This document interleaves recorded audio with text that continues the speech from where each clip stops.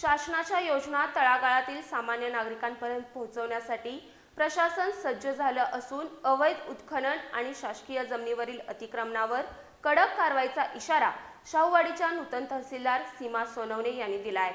कायदा मोडणाऱ्याला कोणतीही माफी दिली जाणार नाही असं त्यांनी स्पष्ट शब्दात सांगितलंय।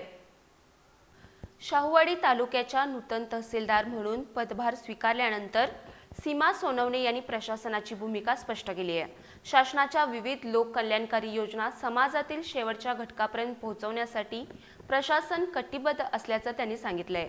अवैध उत्खनन तसंच शासकीय जमिनीवरील अतिक्रमण रोखण्यासाठी महसूल यंत्रणा सतर्क राहणार असून कायदा मोडणाऱ्यांवर कोणतीही गय केली जाणार नाही असा ठाम इशाराही त्यांनी दिलाय। कार्यालयीन कामकाज अधिक पारदर्शक आणि गतिमान व्हावं यासाठी ई-ऑफिस प्रणाली अधिक प्रभावीपणे राबवली जाणार आहे।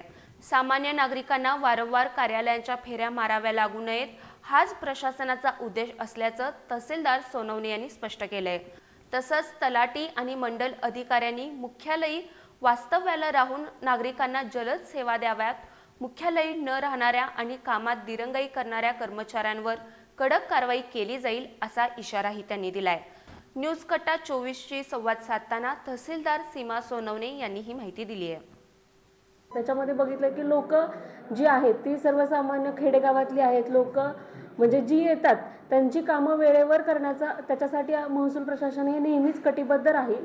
लोकांचे जरी काही तक्रारी असतील तर त्यांनी डायरेक्टली मला संपर्क साधला तरी चालेल। जनतेला माझं एवढंच म्हणणं आहे की त्यांचे कुणाचे आमच्या महसूल विभागाच्या संदर्भात कोणताही विषय असेल तर त्यांनी त्यांचा जर खाली एखादा विषय मिटला नाही तर त्यांनी डायरेक्टली संपर्क तहसील ऑफिसमध्ये साधावा।